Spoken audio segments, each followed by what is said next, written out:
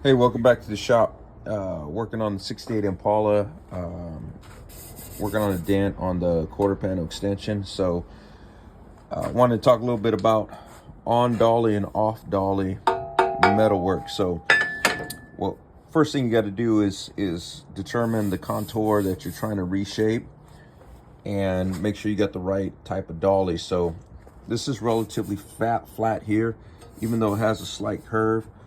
But if you look at the extension, the quarter panel extension, it does have a little bit of curve here. So, you know, when you're looking at your dolly, you want to take a look at that same curvature and pick something that is flat, but not too flat, okay? And then the next thing you're gonna have to decide is if you're working on or off dolly. So on dolly, you got the dolly on the back side of the dent, and you're going to hammer directly on the dent.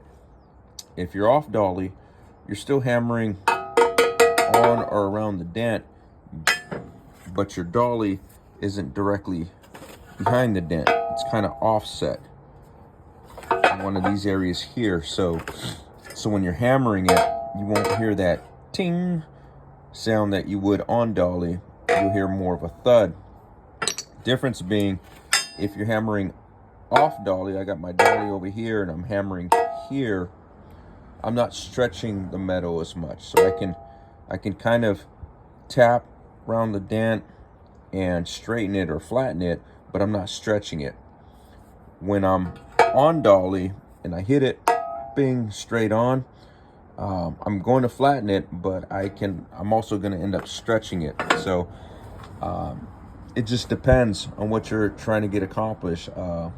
On dollies can be a little more aggressive, but you can also get it flatter on dolly. Off dolly, don't stretch as much, not as aggressive. You can kind of massage it the way you need it. But either way works. Probably use a variety of both of them. I'm gonna work on this one a little more. Try to get it flattened, and then some light body work, some light fill over the top. All right, we out. Okay, there's a skim coat of Z-grip. Let that dry, and probably need a second coat, but we'll see. I like to get it out in the light so that way it dries a little quicker, and then we're gonna hit it with this cheese grater, and I'll show you what it looks like once we get that top layer off. All right, didn't take off too much, but just trying to get these lines down so that way it doesn't gum up the sandpaper too much. Good idea to do it while it's still like not tacky, dry, but soft. That way all that comes off really easy when you start sanding it. All right, again, because there's a little bit of curve going this way, some curves going that way, you want to use a round block. Just make sure you're cross sanding it in all directions, and you should be good to go. All right, we got a good majority of it off.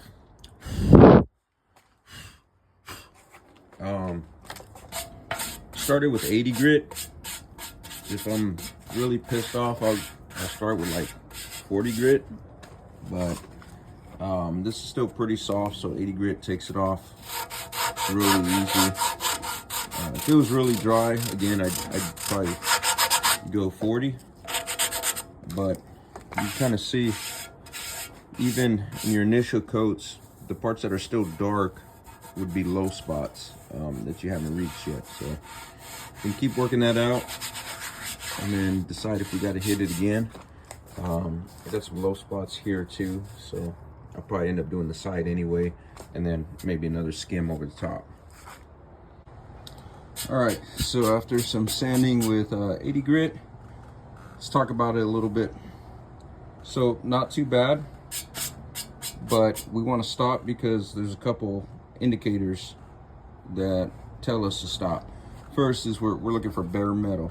So when we hit bare metal, that just tells us that we can't go any lower. We can't sand down metal. So as soon as we hit metal, just stop, because you're not going to get anything accomplished. You're just going to make it worse. So we obviously got metal here, metal here. I'm not too concerned with this metal. It's on the edge. I don't necessarily think it's a high spot. I just think just sanded a little too hard on the edge there. But this one here tells us that we're high. We're a little low here. You could tell by the dark green throughout. And there we probably just went a little too hard. So try straightening this a little more. Or we could just put another thin coat and see if we could build it up so that way that no longer shows.